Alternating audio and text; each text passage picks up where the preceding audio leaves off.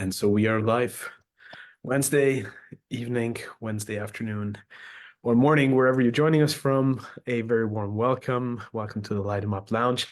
Welcome back. It's great to see you all. Great to welcome so many familiar faces via here, our Zoom lounge, or over on the Facebook live stream. It's great to have you all, and I very much look forward to an inspiring and enlightening conversation today with a gentleman that I'm delighted to call a fellow and friend along this journey called life, and also an extraordinary gentleman of the cigar industry who has experienced the world of premium cigars from many different facets, most recently and very, very importantly, through the lens of regulatory aspects and issues and working with elected officials, working with the industry, trying to protect our rights as cigar enthusiasts all over the world. And it was quite interesting when we announced the show today. Our dear fellow and friend, Macy, our lawyer in residency, commented over on Facebook that this is by far the most important Light 'em Up show that we ever had, and the one that everybody should listen to and everybody should follow because of the weight and the importance of some of the topics that come with it. But without further ado, here's the man, the myth, the legend, Michael Copperman, Executive Director of Cigar Rights of America. And what a pleasure to have you, Mike. Just a week ago, we saw each other in Washington, D.C., and here we are, separated by thousands of kilometers and the big pond, but still connected, which is all the more beautiful. I'm very grateful that you're here with us today, and I want to thank you for your time, for all your effort, for your passion, and everything that you've done for the cigar industry. But welcome to Light 'em Up. Thank you, Reinhard. It's a pleasure. And it's been so much fun becoming friends with you, thanks to our mutual friend, George Brightman. It's quite a ride we've been on. And as you know, I'm joined today with a dear colleague of many years, Cody Cardin. He's our Director of Communications, as well as runs our state legislative efforts and has worked very closely with me on Capitol Hill for many years in developing relationships with members of Congress and many different administrations. But wanted to say thanks to Cody for joining as well. Absolutely. And yeah, Cody, a very warm welcome from my side as well. Thank you for joining us. It's great to have both of you with us, and plenty of stuff to talk about. First of all, though, Mike, I'm curious. You have had an extraordinary career in the premium cigar world, and as I said, you look at the industry through various different lenses and from various different angles, based on your experience on the retail side, how close you are connected to so many of the manufacturers and tobacco growers, and of course your role with Cigar Rights of America. But you also had a tremendous track record, given the length that you've been in this industry. Here in 2024, do you feel that as a cigar community, as an industry, we are at a better place compared to where we were when you started in the industry? Or do you think that so many things have changed, and not always for the better, of course? Yeah, well, I've been enjoying cigars now for 40 years. I've been in the business. This is my 30th year. I started in 1994, the same year as Alito Gomez and a number of other manufacturers who are now, legends. And it's been a pleasure to come of age with them.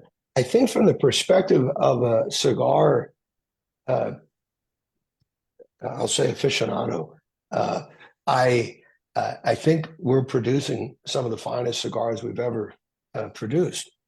So I think in that way, we have a larger selection, we have more interesting blends, and I think it's one of the most exciting times to be an aficionado or a connoisseur. From the perspective of a advocacy or government affairs specialist, I think we're far and away in a better position. We found ourselves in 2007, and I'll even back up the clock to the mid to late 90s. It was the beginning of the modern era of tobacco control. at the time in Congress, now deceased Senator John McCain had spearheaded efforts on behalf of the Food and Drug Administration to take over the regulation of tobacco. Up till that point in time, it was our Department of Agriculture, and they wanted to have tobacco listed as a Class 1 drug, along with things like cocaine and heroin and other rather nefarious by the standard of public policy at that time. They failed. President George W. Bush vetoed it, but it represented a very important milestone in this new phase of tobacco control. And as a result, we started seeing NGOs, non-government operations, such as the Robert Woods Johnson Foundation. Some of you might recognize the name because Johnson & Johnson is one of the premier pharmaceutical concerns, not just in the United States, but globally. And Robert Woods is their philanthropic arm, and they really, with a zeal, embraced tobacco control. They allocated $500 million towards those efforts. And as a result, we started seeing smoking bans. We started seeing different tax schemas applied. That momentum ended up giving way to what I'm certain many of you are aware of, which is the United Nations, under the World Health Organization, created the Framework Convention on Tobacco Control in 2003. In 2005, they implemented it. It essentially had three spokes of the tobacco control wheel that included cessation and prevention and education, along with tax schemas and bans and other features. And today it's the most popular treaty in United Nations history. But all that to say is that in the early days, we were in a reactionary position. We started, largely speaking, with municipal smoking bans in the 90s. And then in 2007, we had a health initiative for children that was arbitrarily financed by tobacco. So what we saw as an industry was that there were 9 subcategories of tobacco, every one of which received fair to middling increases, except for premium hand-rolled cigars. And we had a historic tax that would have taken us from 5 cents a cigar applied at the port of entry to over $10 in some proposals. But it was monumental. We ended up reducing it to where it is today, which is a fraction over 40 cents a cigar. But that still represents a 700% tax increase. And it holds the record of being the biggest increase in the tax history of the United States.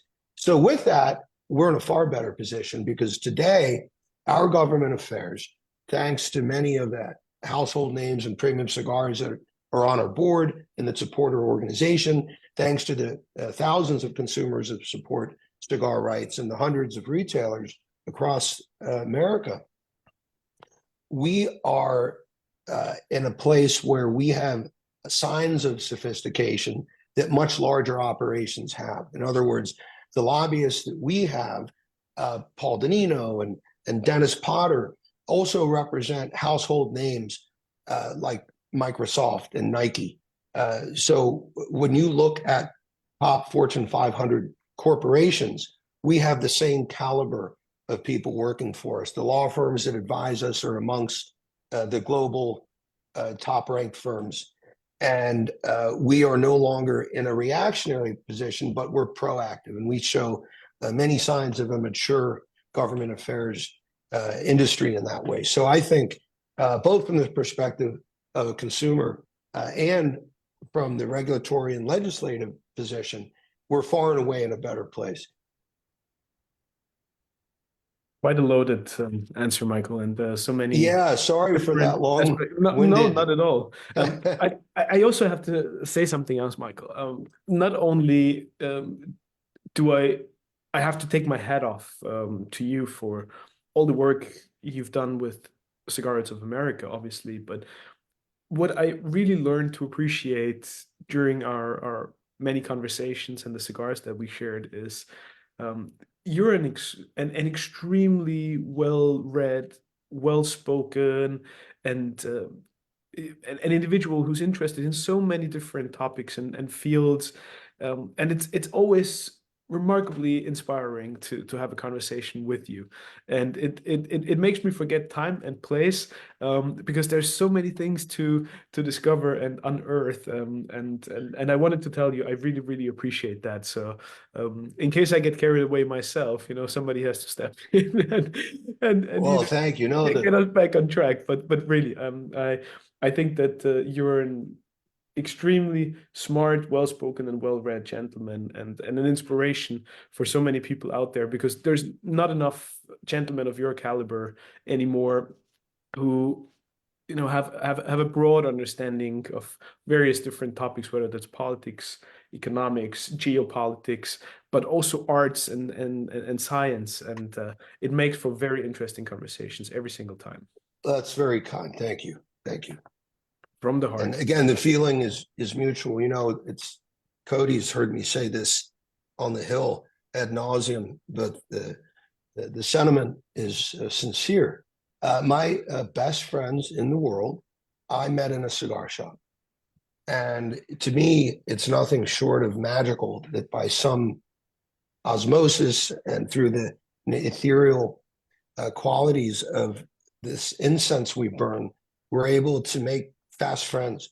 And I've not encountered anything in life that does it quite in the way cigars do.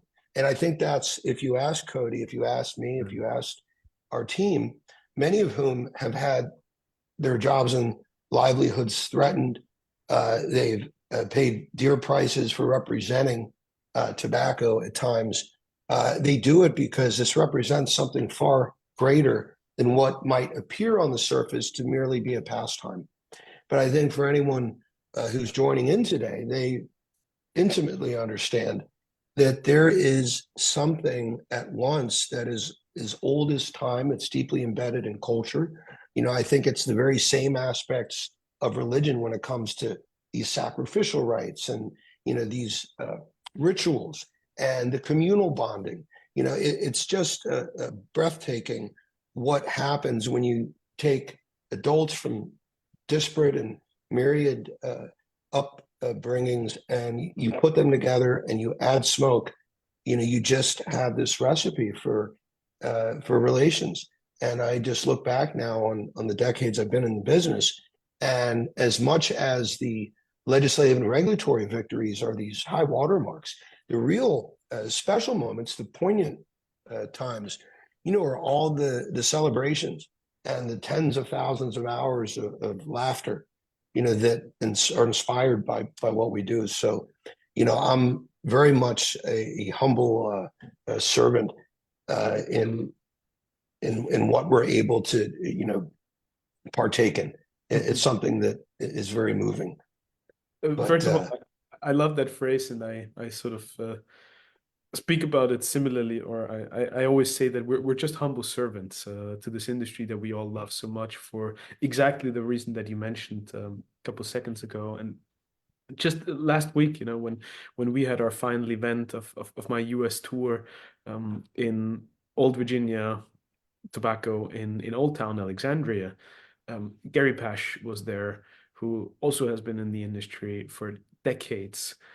George Brightman obviously was there, and we were talking about the older generations, the younger generation now, but how across all generations, genders, colors, religious beliefs, whatever it might be, the cigar is the one thing that brings us all together, and it has such a mystical and magical power and ability to foster these relationships, or to just provide the the sheer platform, or the blank canvas for us to paint on and to express ourselves, and to freely come together, share different opinions, even have arguments, or just sit yeah, back and relax all by ourselves. But it makes for unique conversations and unique relationships, even um, through that one simple, humble, handcrafted product. And it never stops to amaze me how you won't find this in any other industry or with any other product. And Mike, my previous world was wine and spirits in the hospitality industry, and there's plenty of passionate people in those industries as well. But there's something magical about the cigar community that goes way beyond everything that I've experienced previously. And Yeah, so I can fully relate to that. I couldn't agree more. And in the spirit of that, I could best pay homage by honoring our European birthright in this way. Uh, One admiration for Europe is they haven't forgotten the oral traditions and the way in which those who have gone before us and are still here are honored. Right? I think in our country we become victims of our own prosperity, and one might see that illustrated in how we relate not just to elders but to those that have come before. So you mentioned two names. I want to take a moment to honor them, and the best way is to honor the common denominator, David Berkebile, Mm. who Cody is a dear friend of, and who is a godfather to us all in the Baltimore, Washington metropolitan area, owns Georgetown Tobacco. They're celebrating their 60th year. David is this wonderful bohemian, raconteur, hippie, just great human being. And he has, just through his love and passion and at times cantankerous nature, had such a wonderful effect. And he just espouses this love and community. Gary's father worked with David. George Brightman, of course, worked for David. David was a huge inspiration to me and a dear friend to Cody, as I mentioned. And George, of course, occupies this very interesting intersection between the wholesalers and the farmers and the distributors and the retailers and the connoisseurs globally. And there are very few, if any, people that can match George's understanding of all those different stories over the course of over a half century. And for an even longer period of time, Gary Pesch, as you well know, has 7 shops in Northern Virginia. And one of the unknown things about Gary by many is that he's always been behind the scenes, quietly devoting so much of his personal life. He was president of IPCPR, which has become the PCA, the Retailers Trade Association. And Gary Pesch also is the treasurer and chair of Cigar Rights of America. And David and Gary have been responsible for so many behind the scenes pivotal decisions and implementations that were directly related to this court victory that we had. So I just wanted to honor David and George and Gary. These are names that some of your callers have grown to know, but they're worth honoring. And thank you for allowing me the time to do that. Absolutely. And thank you for sharing that and honoring their names. We just, as you know, had the privilege of hosting the show together with George last week from Capital Cigar in Bethesda. And for those who haven't had a chance to watch, it's certainly worth a rewatch when we spoke about lounge etiquette and also how reps interact with their various shop owners and also the customers they're in. Very, very interesting episode, and I thoroughly enjoyed that. Oh, that's great. And that's my And alma mater. I built that store, and it's now in the hands of one of my dearest friends that I've known for 40 years.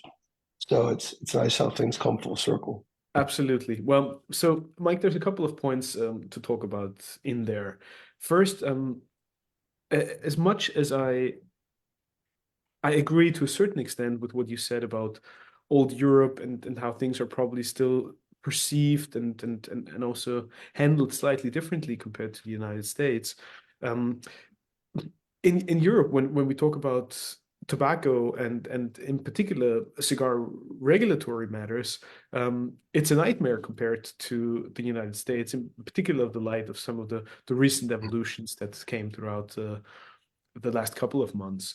So there's all sorts of challenges and adversities that we're facing here in Europe, of course.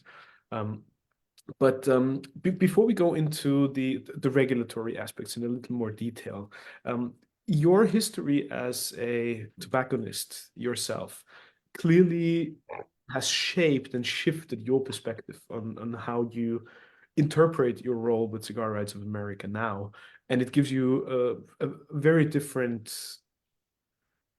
and very informed opinion to be expressed towards some of the elected officials. How would you personally say that your role as a tobacconist retailer has changed your perspective on the product itself, on premium cigars? Yeah, in one particular way, there's other organizations that represent different cigar and different tobacco categories. And when one analyzes the distinctions between them and cigar rights, one thing that we do in unique fashion is there is a general consensus that if you have opposition, particularly enemies, vis-a-vis these strident tobacco control warriors, senators and congressmen who hate tobacco, the approach is do not go anywhere near them. They hate you. We go in, we make them our friends, we neutralize them and often turn them into champions. And at the risk of not sounding humble, my team is that good. And we've done it time and time and time again. So that President Clinton's HHS, Health and Human Services Secretary, Donna Shalala, in years after her service in the administration, she represented a district in Florida and Miami, and we turned her into a great champion. Senator Mary Landrieu, a children's health champion, we turned into one of our most vociferous supporters. One of the original tobacco control warriors, along with Senator Kennedy and Senator Blumenthal, was Senator Tom Harkin. He ran the key committee that had jurisdiction over the Food and Drug Administration in the United States Senate. It's called Health, Education, Labor, Pensions, HELP for short. And people like Rocky Patel and Jeff Borshowitz of Corona Cigars spent in the wee hours of the morning in duck blinds hunting and drinking bourbon and smoking cigars, and he became one of our greatest champions. And when I think of why is it that we're so good at that, I realize, I believe part of it is if you're a thoughtful tobacconist, you're invariably going to have people coming through that door that have gotten in a fight with their spouse, or their kids aren't talking to them, or maybe their boss is being, Cody can relate to this, it's not being nice to them. So, they're not in a great mood. And what I noticed is a lot of folks might let that person's bad mood influence them. I always took it as a challenge. And I said, my job isn't just to be a clerk and to ring up a sale, but to infuse them with this magic that we're speaking of. But one test of that is I want them to leave in a better mood than what they came in on. And to do that, you really got to look inside. And I think it's a difference between, as a young man, you might realize that you've got to become circumspect and be able to look at circumstance and consequence. And then as you get older, you realize, well, that's not enough. You've got to be introspective. And you've got to be able to look at underlying meaning and the emotional drivers that lead you to act in a certain way. And that can be grueling. It can be scary, and it is difficult to interrogate oneself. But once you do that, you realize, oh, the distance between me connecting with someone in a bad mood in a cigar shop and making them into a friend is me, right? And then I think you bring that into a political sphere, and you realize in the final analysis, it's all about people. It's all about relationships. And it doesn't matter if you're a tobacconist or you're a lobbyist, it's the same thing. And we have stories to share. So in that way, I think that the work in a cigar shop has served me in beautiful fashion. And I used to think that they were two radically different things, and now I realize they're precisely the same thing. I'm doing the same work I was all the years in the cigar shop. I may not laugh as much as I did, but it's the same thing.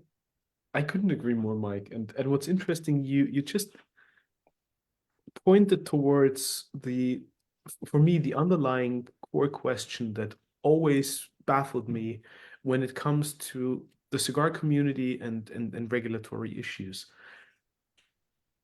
When George and I left Old Virginia Tobacco in Old Town Alexandria last Thursday, I looked at George and I said, how could anybody in their right mind not be completely in awe and absolutely stunned by the community, the camaraderie, the friendship, and the human beauty that we just experienced during that event, and what we experienced every time we sat at the table in at Capital Cigar towards the back of the lounge, and we had those wonderful conversations with people from all walks of life, whilst enjoying a cigar, a coffee, a drink, whatever it might be. How could you not fall in love with that culture, with that product, and even worse, try to go after it with everything you have in terms of lobbying and political effort to try and destroy that? And I think part of the answer, of course, is because they don't know and they don't care as a matter of consequence. But where have we fallen short as an industry, or where have we not succeeded in making our voices heard and gathering the voices of all the cigar enthusiasts out there to speak with a unified message and a unified voice towards the people who need to hear it? Yeah, I think in a word, it's apathy. Uh, I got involved because David Berkebile asked me to stand up and be counted and join the board of directors at IPCPR. When we look at the more active retailers in the country, and for that matter, consumers that are members of Cigar Rights, it tends to be a small percentage. And it's those people that recognize that they can't just sit back and let others fight for them. And for those that live in the United States, it's not a heavy lift. It's $25, which is pennies a day, as well as if there is a regulatory or legislative threat, you using our grassroots platform right into your representative or senator and make your voice heard. But I think it's that process by which you transform apathy into engagement. And that's the challenge. That's what we face. I think you could say that of any political problem in America, and I imagine the same extends throughout the world. How do you convert people to action?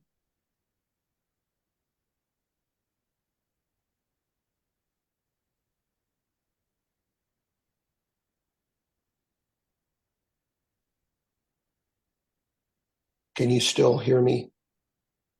Your connection was a little iffy, I believe, Mike, but we can still hear you. You're still with us. We're good. Yeah. Okay.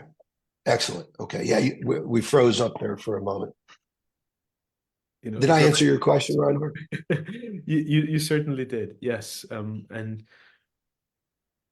it's understandable, obviously, because we all have so much going on in our lives, and as long as you're not facing the immediate threat of your cigar moment and your cigar enjoyment being over, people probably don't feel the necessity or the urge to raise their voice and to speak up, and and that's a pity, because at the end of the day, I think it takes every single one of us to speak up for our rights and to let other people know why we firmly believe that a premium cigar is dramatically different from all the other tobacco products out there, and why it is a culture and it's a heritage, it's a legacy, it's a way of life that needs to be preserved and that's worth preserving.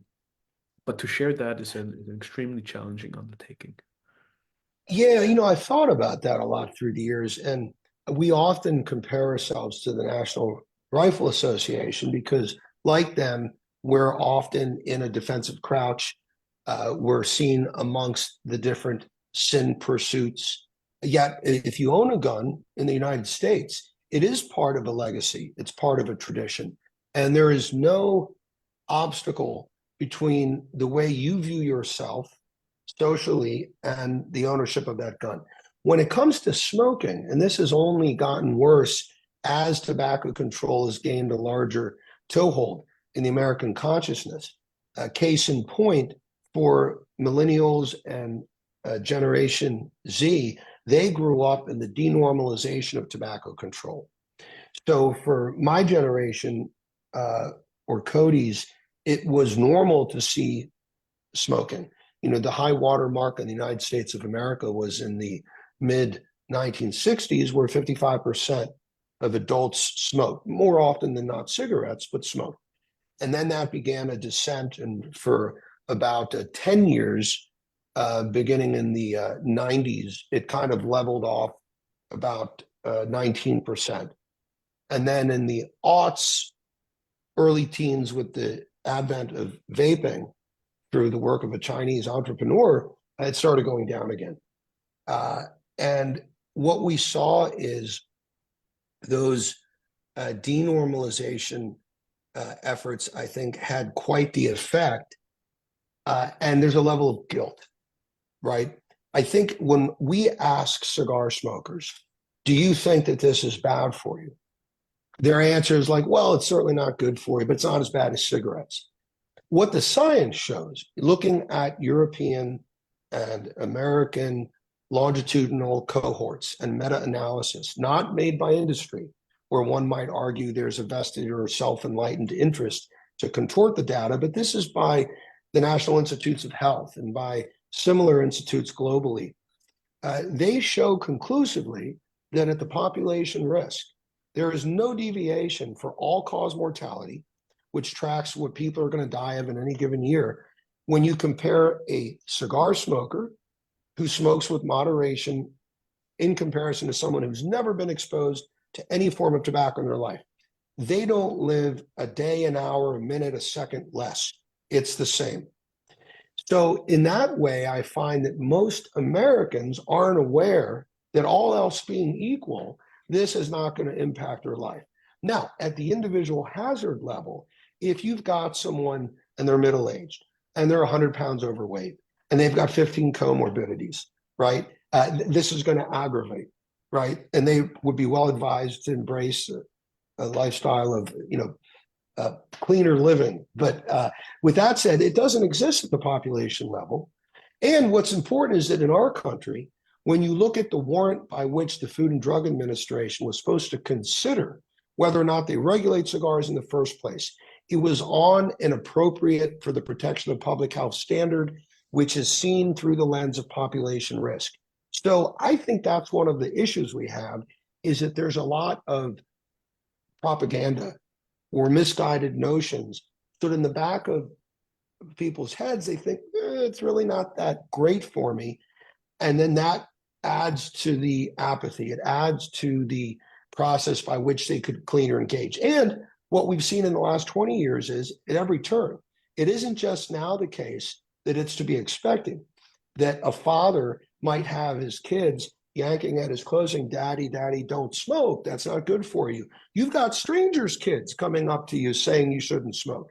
And that's never happened in this country, and it's become normalized. So I think there's a psychological phenomenon informed by global and domestic propaganda that contorts and extrapolates the science, that lends itself to that apathy, because we don't see it in gun culture in the United States. And while there are valid positions on both sides of that issue, one thing that's clear is Americans who own guns are very proud and don't shy away from it and have zero guilt. And they'll be happy to discuss it, right? And so to me, that's one of the issues. But I'd invite your thoughts, and I'd be curious if you have an explanation for why more people don't get involved, whether it's in Europe or here in the States.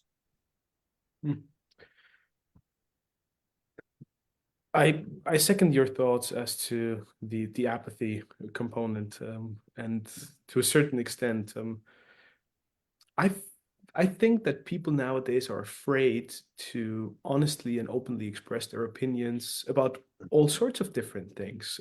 We certainly live in a time where society has made it very challenging for us to come together and have an argument about something that we might disagree on, because everything seems to be streamlined. your algorithm and your social media accounts will just drive you deeper into the bubble that you're already in, and it has become quite unpopular to sit down as grown-up adults and have an open and honest conversation where one person can express one opinion and the other person can express a different opinion, and then we have a conversation about it. And at the end of the day, both parties may have learned something new, probably have gained much more respect for the other party and their position. And then we could still agree to disagree, but it was a tremendously worthwhile conversation, right? And Right. somehow I feel that we have lost that ability or the wish to even do that, because nowadays opinions are difficult, challenging, and immediately separate people into different corners, and then it becomes ugly. And that's that's something that I think about a lot, and that drives me crazy. Which is also what I love about cigars. I think cigars enable those conversations, and they offer a framework for those conversations to happen, and people come together to have these arguments or a very amicable chat with each other. But Yeah. for me, Yeah. that is one of the key aspects that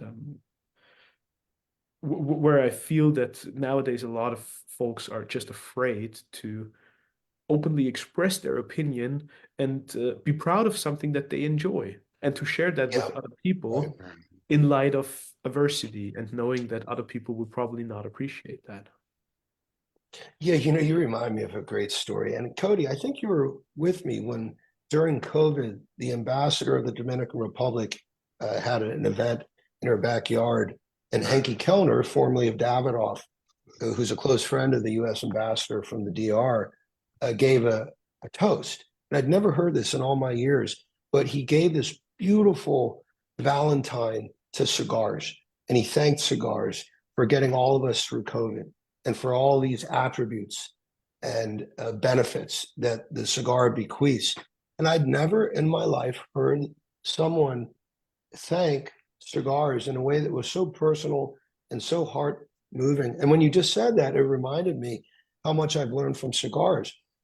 And to the point of talking past one another, in my cigar shop, I found, perhaps as many of us do, that when I'd be smoking and if I got into an argument, I'd realize, one, I stopped tasting my cigar. The flavors and the nuances and perfume isn't apparent anymore. And the other thing I'd notice is I'm not listening to the person. And then the other thing I notice is I'm just thinking about what I'm going to say next. And then the other thing I notice is I don't really like this person right now. And then I also noticed that the muscles in my neck and shoulders were tight. And the way the cigar taught me is I was like, why don't I taste the cigar? So I realized if I just kind of relaxed and sat back in the chair, something magical happened. I started, one, listening to the person. I remembered that I actually like them. And if I didn't know them, I found reasons to like them. And then I started tasting the damn thing cigar again. That was a beautiful lesson that cigars taught me about conversing, is that if you realize the game isn't to say who you are or what you think, and the game is make a friend. And it's what we always say when we go into a lobbying meeting. Our goal, largely speaking, might be a co-sponsorship or a letter to the FDA, but the highest and best use, make a friend. And when you have that telos, that image in the mind of what you're aspiring towards, everything else kind of falls away. And you realize I don't have to validate myself in this moment. I just need to enjoy the cigar and enjoy my new friend. And what's amazing is that more times than not, by being attuned to the smoke, to the conversation, and we're being relaxed, they end up coming around to my way of thinking. So it's actually a very persuasive way of developing relationships. But I think all of us have stopped listening. And perhaps it begins with we don't listen to ourselves because we have these phones that have totally hijacked our dopamine reward systems. They've changed the means by which we engage with the world. And we have to reclaim what our fathers and grandfathers had, which is a sight picture on the world that is about delaying gratification, is about taking pleasure in making sacrifices so that the person of tomorrow that represents all the iterations of yourself will benefit at the expense of the person in this moment giving up what they think they want in exchange for what they really need, which is what cigars offer, right? It's about beauty and pursuit of truth and all of those things. So again, yeah, I couldn't agree more. I think that's a problem we all have, but this is an elixir of sorts. Amen, Mike. Macy, you had your hand up for a while, and in my short intro, I said you posted that wonderful comment on Facebook that this is probably the most important light 'em up lounge of all. So here you are. I don't think I said probably. I think I said certainly or definitely. I don't think I qualified that statement. I hope I didn't. It is. This is definitely and certainly the most important and one of the more interesting. Mike, great to we are in such good hands with what wisdom and charisma and joy from you. I mean, I just we're lucky to have you in your role at CRA. So thank you for taking that on. I mean, you're doing God's work. Macy, thank you, and thank you for all the great work that you do on behalf of cigars. Well, it's coming. We're working on that, and I'm going to get to a rant on the amicus brief filed by the so-called health groups, including the Orwellian named Truth Commission in a bit. But first thing, all this talk about analog and our grandfather's world. I'm reading a book right now called The Goldfinch by Donna Tartt. It is amazing. She's from Mississippi girl, moved off. And sorry for my appearance. We literally just, I mean, as the kids say, literally just had some tornadoes. I got 2 down trees in my backyard. My garden's destroyed. It looks like the Ecuador wrapper fields about a year ago with El Nino rolling through. It's that bad. Flooded like Ecuador. But so anyway, apologize. That's why I'm on my phone. But so first, the Goldfinch goes into these themes, and in a way, and it's just such a deep thought, and I think that really touches on something special about cigars. And use the word elixir. What a great word choice. Every time, or I try to, every time I pick up a cigar to smoke it, I try to think about the people who grew it and who processed the tobacco and rolled it, and even on the marketing work. I mean, it really is magical, and there are very few products like that today. I can't. Maybe some craft liquors. It's really, and that's why kind of the Goldfinch goes into this idea of how do we hold on to things, the very few treasures that we have in a world that, although is bringing us increased efficiency and bringing us all sorts of great things, everything comes at a cost. And and I think cigars is one way to do that because the product itself is, handmade, artisanal product, but also the culture and the lifestyle and all of these ancillary things, the way it affects your mood and conversation to the point where, I litigate for a living, and I like the way that cigars, I'll talk to my wife, she's making the point, I'll say, are we in court right now, or are we really having a conversation? Are we trying to get to truth, or are we trying to win on some imaginary scoreboard that doesn't exist, which really makes her a great way to diffuse the situation. But and I think cigars really do that. They bring us out of some court, real or perceived in our minds. An online world is just the worst for that, I think, and brings us into an area of actually philosophy, if you will, of trying to get to either truth or wisdom or knowing people better or just understanding them.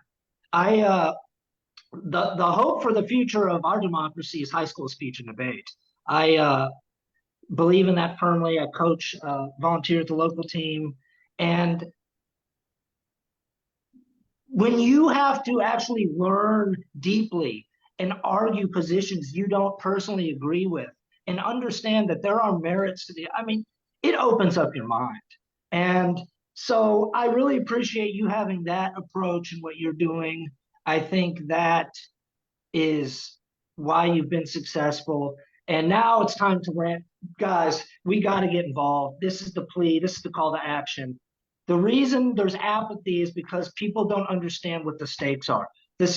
I know we've been saying FDA, guys, this is real. You've got to read some of the briefs in this appeal. First of all, we won at the district court level. It's a brand new ballgame on appeal. It's a de novo appeal. This thing is going to be looked at just like it's from scratch. That's what de novo means. So there is nothing that we can take for granted. And the FDA is serious, and they are being pushed by groups to absolutely regulate premium cigars and regulate them pretty hard. There's a lawsuit against the FDA in California suing the FDA for not implementing the menthol cigarette ban quickly enough. So there are actually people pushing the FDA to come harder on us. So we really need to just understand that. Trust me, we would all rather do other things than worry about this. But we are in this golden situation. Premium cigars are unregulated by the FDA. This is something that the Truth Commission and these so-called health groups bring up in the amicus brief that they filed, trying to overturn the FDA decision, supporting FDA regulations. Their legal argument is this is crazy. Premium cigars, because of this ruling and the rules being vacated, they are entirely unregulated by the federal government, and they say this is just crazy pants on steroids on stilts. And they're wrong about that for all the reasons Mike has talked about. The pattern in use is very different. This tobacco is fermented, the pH is different. But we have to push back on that. We've got to do it every chance we get. We've got to I think just try to model ourselves after the NRA. I think they have done, say what you will, not getting into the gun issue, but the NRA has been incredibly effective, and they have gotten their people to understand what the stakes are, and that there are people coming for the guns, and that they are, whether right or wrong. And I'm telling you, folks, there are people coming for our cigars. They're coming hard. With brilliant work of CRA and lawyers like Michael Copperman and his team, we have, had a just battle of the bulge win, but the war is not over. And I'm telling you, what we're talking about is the ability of new cigars to come out. We're talking about factories to exist as they are. And we don't even know what the FDA is going to think of going forward. So this is it. I saw Albert in the comments use atomic clock. I like that. And so if y'all email me if you want to read, you got to read this brief filed by the health groups. They go into, sorry to keep going, but they talk about something called the Jonas effect. They pull out a Cigar Aficionado cover from a couple of years ago with Nick Jonas on the cover, and they go on for 15 pages in this brief about the Jonas effect, they're coming for social media and they're coming for cigar media. Holy cow. Saying that, you need restrictions on this, that Nick Jonas on the cover of Cigar Aficionado is clearly marketing to children. They go into the fact that David Savona of Cigar Aficionado said that they had more web traffic and social media traffic after that cover than perhaps ever, to say, look, see, the marketing to children. Look, see, you need FDA regulation. Look, see, the judge got it wrong and it needs to be overturned. This crazy chain of illogic. So, this brief just set me off. Y'all got it. I'm telling you, we're up against some people that hate tobacco. Mike's right. And they are absolutely spreading misinformation to people that don't hate tobacco. And we have got to battle them in the marketplace of ideas. We've got to battle them in the courts. And that's it. Thank you for your time. Thank you for your work. Please buy the CRA Freedom Packs. Thank you, manufacturers, for giving those. And all social media, Half Wheel, if you're listening, Cigar, anyone. I believe cigar media should give free banner ads to CRA, and we should all, we all need to do, cigar media, have your top of your pages should be a free CRA banner ad. It should be changing with how we can get involved, because we're all reading these sites. And if there's something we can click on regularly, that informs us. And like cigar media, what are you going to do if there aren't new cigar releases? Look, we're all in this together. Let's start acting that way. Thank you. Love you all. Mike, you're the best.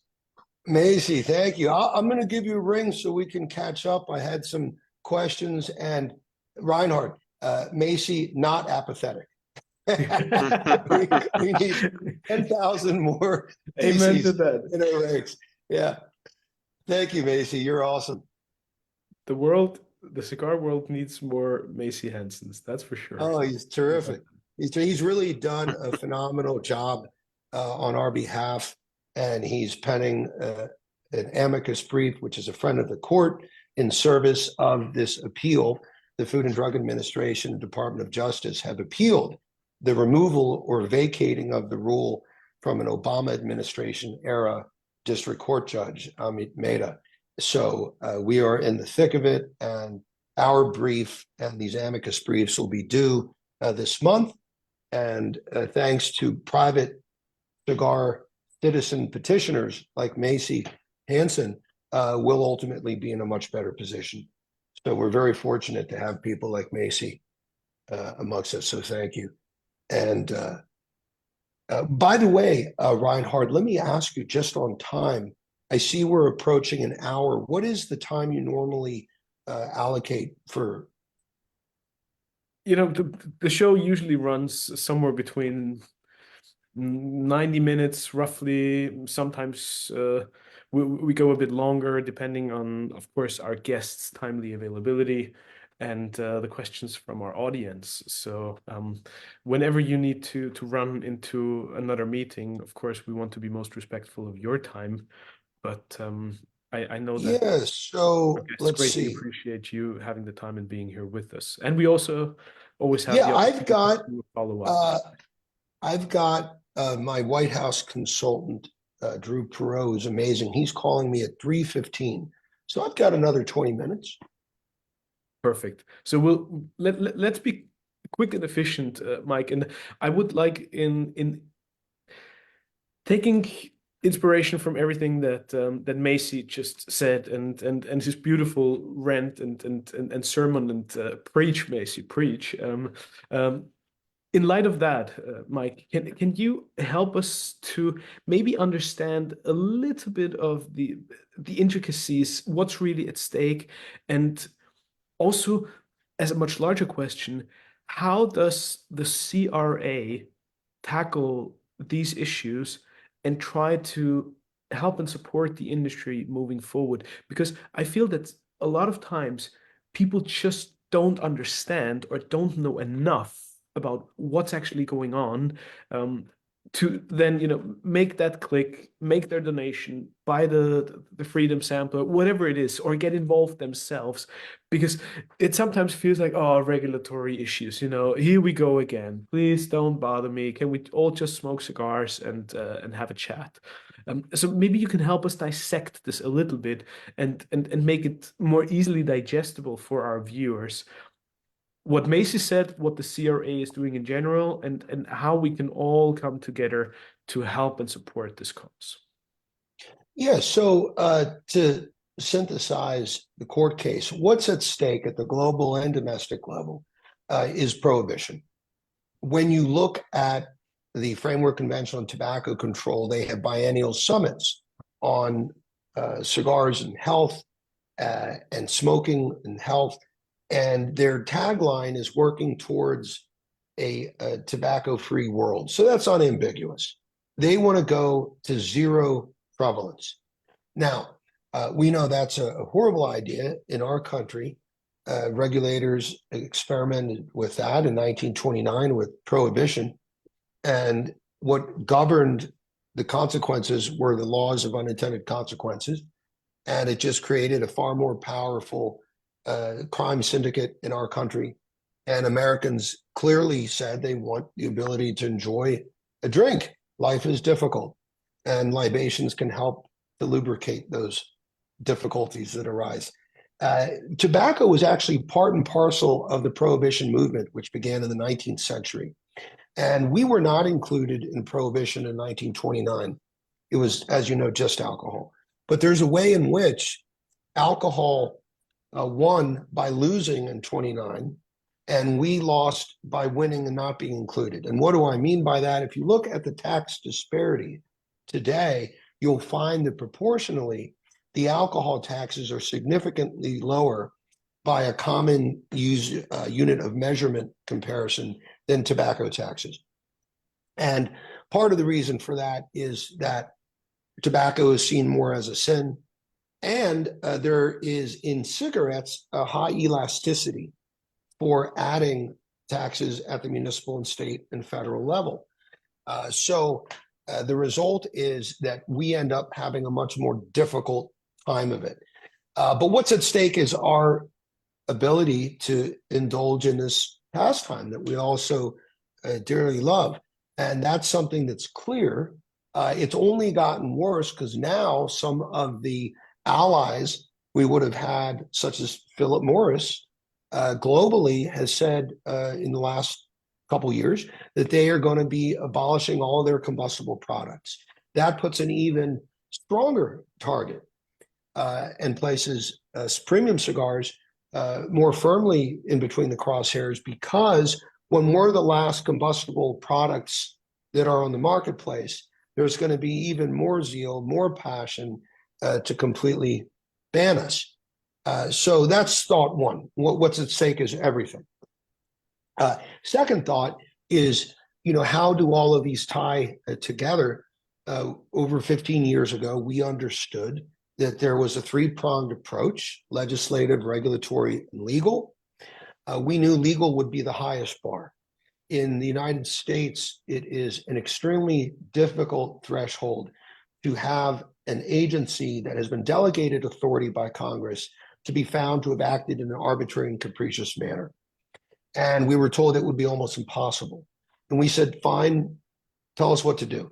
They said, well, you have to aggregate all of the epidemiological science, and you have to find a legislative mechanism, which we did in creating option 2, which, when the deeming regulation, which was proposed in 2010, that would have expanded the powers of 2009 Tobacco Act, that went from just cigarettes and other tobacco products and included cigars, that was incumbent upon us, so that they considered not just treating us like everyone else, but that premium cigars should be exempted. That option 2 wasn't considered. And we did the impossible. And we had the judge first in 2022 find that the agency acted in arbitrary and capricious fashion, which is extremely difficult to attain. And then in 2023, he vacated the rule.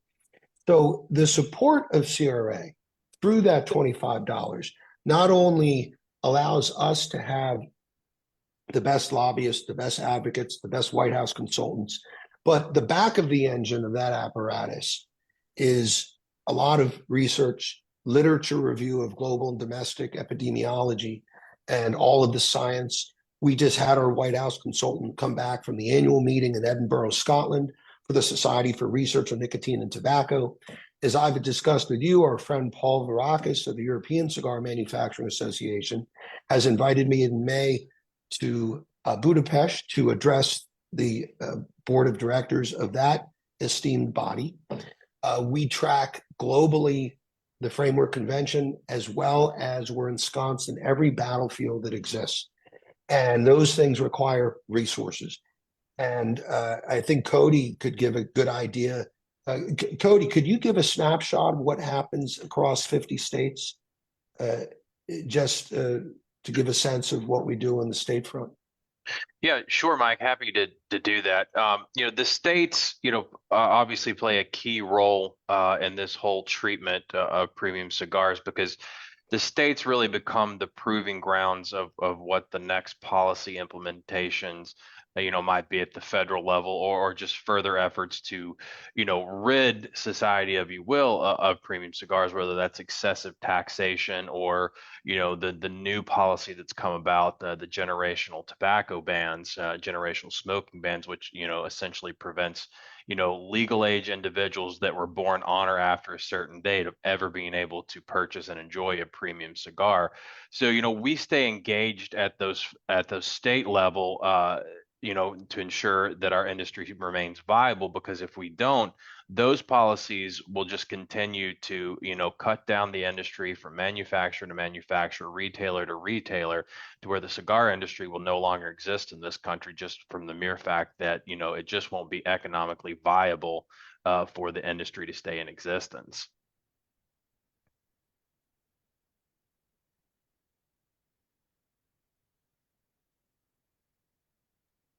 Hey, thank you, Cody. And Reinhard, to the question you posed about what we can do, as Macy so passionately said, if you're in the US, and certainly we encourage people globally to contribute $25, become a member.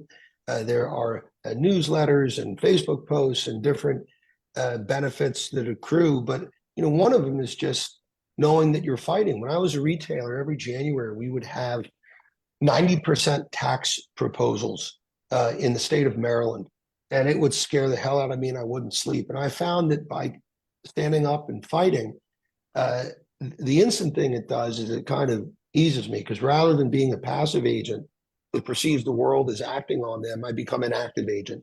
And now I'm acting on the world and fighting. So I think one aspect ratio into that battle is through joining and participating and seeing how you can become one of these, many gentlemen and lady citizen petitioners. But I think that's the most effective thing. And once you are, preach the gospel, proselytize, in a way that isn't offensive. You can thoughtfully share, hey, this is what I do, and these are the benefits and why, and this is the threat we're under. To the good point you made earlier, I don't know that everyone at all times is aware of just how formidable global and domestic tobacco control is, and how they are fighting nonstop to ensure that we can't enjoy, this love, this indulgence, this beauty that we all share. Mike, Mike, Reinhard, just real quick, one please, point I Cody. did want to make, as part of being a member of CRA, we have that ability to communicate with you on issues across the states. And one of the things at the ground level that's the most important to us is sending out these advocacy alerts, or action alerts on specific issues. So, once you're a member of our organization, we have the ability to communicate those to you. We have those in general on our website, but oftentimes people, that maybe you live in Florida or maybe you live in New Hampshire, aren't necessarily thinking about an ongoing issue. That's something that I'm tracking myself. I've gone through, well over 1,000, state pieces of legislation this year, and we've initiated, action alerts, calls to action for people from everywhere from Hawaii to Missouri and Florida, Maine, Vermont, so that's part of the, of getting involved and as being a member of us. And then, at the very least, taking action when you receive these messages in your states.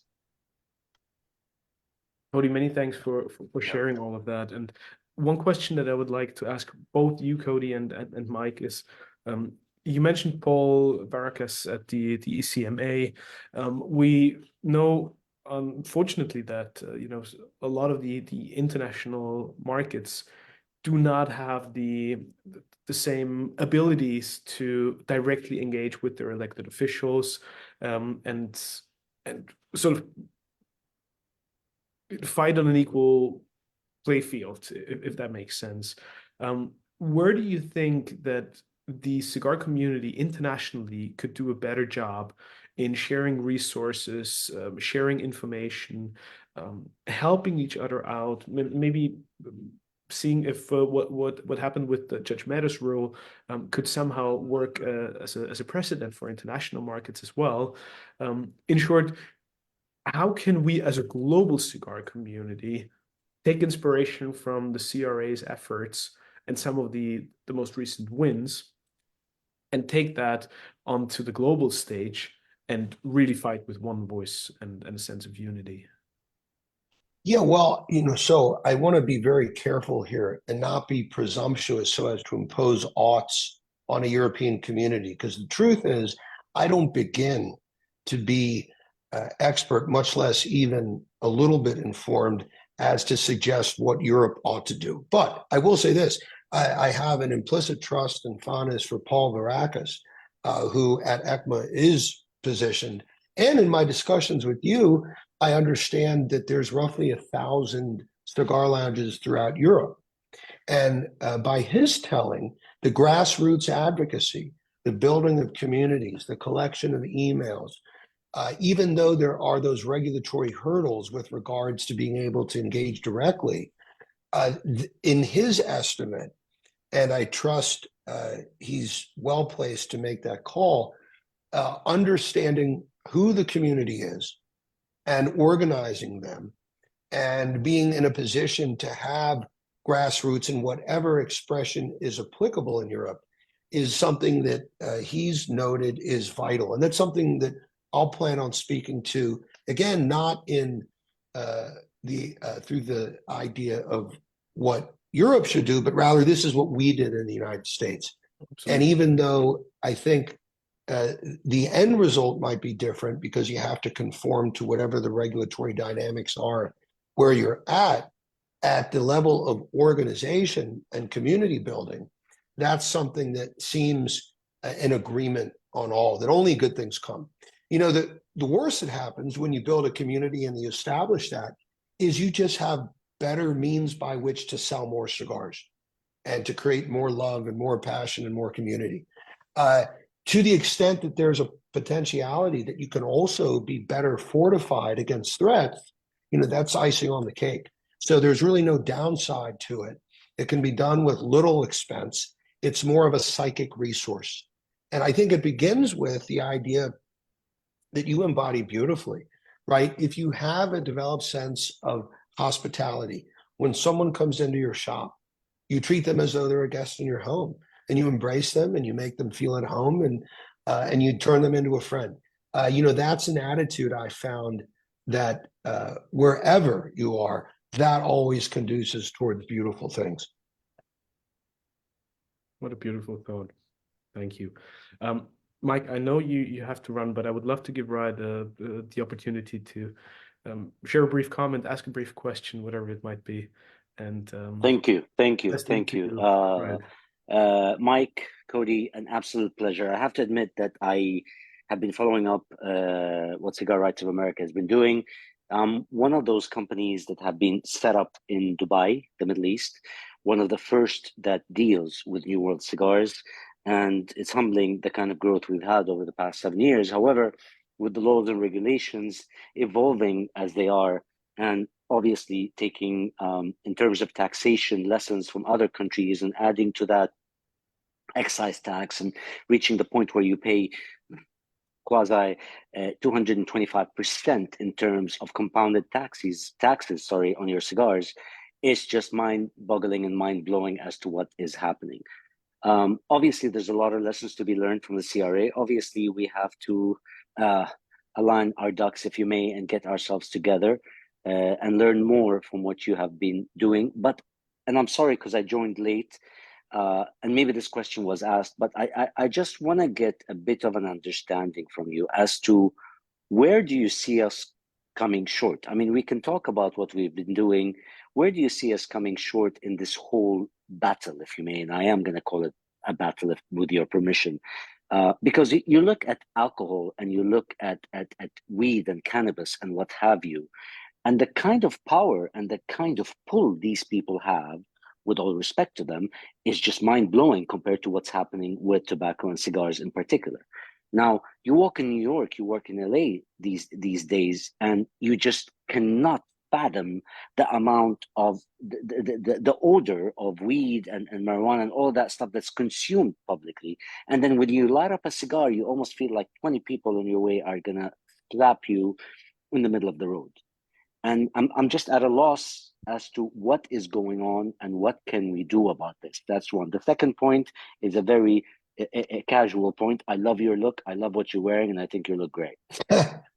Thank you, my friend. Thank you. Yeah, you know, it's interesting. The little cigars, which are not our bailiwick, and I'll differentiate between cigarillos in Europe and mass-produced flavored cigars in this country, which currently are under the gauntlet of a Food and Drug Administration tobacco rule standard. What brought the mass market under the scrutiny of the FDA was the Energy and Commerce Chairman, Henry Waxman, in 2010, wrote to the FDA commissioner at that time, Peggy Hamburg, and he asked that the deeming regulation cord be pulled by the HHS secretary, which allowed them to expand the coverage into cigars and mass market machine made. The rationale he gave in the docket comment he submitted was for Kretek, which are the Indonesian cigarettes that have a natural anesthetic agent. Correct. What he did right was the larger talking point amongst public policy health officials, which were in our country, we were finding that amongst certain youth, they were taking the flavored products, and the term is blunting or spliffing, where you cut down the homogenized wrapper, remove the tobacco, replace it with marijuana, and then the marijuana bluff or spliff has a better high, it's more euphoric, it's in an array of flavors, it's easier to roll because you already have the rolled wrapper, and it can come in strawberry, chocolate, vanilla, what have you, right? So what was at the heart of that expansion of the deeming regulation really was, how do we address youth smoking of marijuana? Now, what's transpired between 2010 and 2024 in this 14 years is now 50% of the 50 states in the United States of America have some form of legalized marijuana legislation. So it's become normalized. So what's interesting is, one would think that it's very strange. That's my phone call. Let me send him a note that I'm going to call him back in 5 minutes. They're both combustible products, marijuana and cigars. What's different is that embedded in the smoke is a narrative that is as complex as life itself. Status is embedded in those two different products. Culture is embedded in those two different products. How we see ourselves acting as free agents on the world is embedded in those two different products. And that's where they're radically different. 25 years ago, Pew Research was doing polling in the United States, and they found that for 18 to 55-year-olds, over 57% of the United States wanted two things. They wanted all of tobacco products banned immediately, and they wanted all of marijuana made legal. And why? Because marijuana is seen as a product that is represented as, you know, the man thwarting the little guy. It's seen as an oppressive medium. It's seen as an effort to, you know, there's whole, fortunately, we've had turned back federal sentencing mandated guidelines in the United States. So there was racism embedded in those products as well. So there's very strong feelings. Where tobacco, the reason denormalization worked in one level with one people, they realize that why do young people 12 to 17 begin smoking cigarettes? Because they're coming of age, they're going through all these different body transformations, and they want to be loved, they want to be accepted, they want to be admired, they want to be cool. So cigarettes was the short path to that, is acceptance. So what they did was brilliant. They said you can't advertise on radio and television in 1971 off the heels of the 64 Surgeon General warning. And then fast forward into the 90s and aughts, they started using Hollywood to say you can't show smoking. They put a lot of pressure in movies. And they changed the narrative for young people from smoking is cool and your path to acceptance into a narrative that was don't smoke, because then you're enslaved to the man. And it worked. And young people are saying, well, smoking's not cool. But what is cool is marijuana, whether it's an edible or a soft drink or something that you smoke or vape. So, it's interesting because at its face, they both seem so similar. But what's different are everything from socioeconomics to demographics to status to all of these different features. And that's where, hats off, they've done a good job. But I think to what you were suggesting, what do we do? One of our best friends in this battle is tobacco control, because they always go too far. And they tend to conduce themselves towards totalitarian efforts. And every smoking ban over the last 4 or 5 centuries, largely in Europe, they've been eradicated because at some point, the populace at large recognizes that the smoking efforts don't exist in a vacuum, but there's a relationship between this and perhaps taxation. There's a relationship between this and the income disparity we see. There's a relationship between this and the heavy hand of government going too far. And then there's always some level of correction, whether it's a peaceful result, a revolt, or something perhaps more militaristic. There's always a check and balance. So I think we just have to keep fighting. We're making wins. We're in a far better position today than we were over 15 years ago. And invariably, like what's happening in the United States, they're going to go too far. And I think evidence of that is when we look at issues again, while honoring that there's 2 valid sides to the argument, we're seeing pendulum swings in this country where, as an example, New York City or Austin, Texas, both liberal enclaves, went after COVID and our Black Lives Matter movement. They started going towards more defund the police. And now, as a result of seeing increased crime, these very same liberal enclaves not only have given money back, but they're giving more money, as is the case in Austin, Texas. Or in the case of New York City, they voted in a former police chief as mayor. We're seeing a lot of differences right now where people are leaving Los Angeles, Chicago, New York for areas that are more conservative because they feel that the pendulum swung too far. So you see these natural pendulum swings.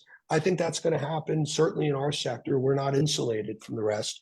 And I think we just have to stay the course and focus and get involved. And in time, we'll see these corrections. And I think, we very well could land on our feet, but I don't want to diminish the possibility that we could lose this.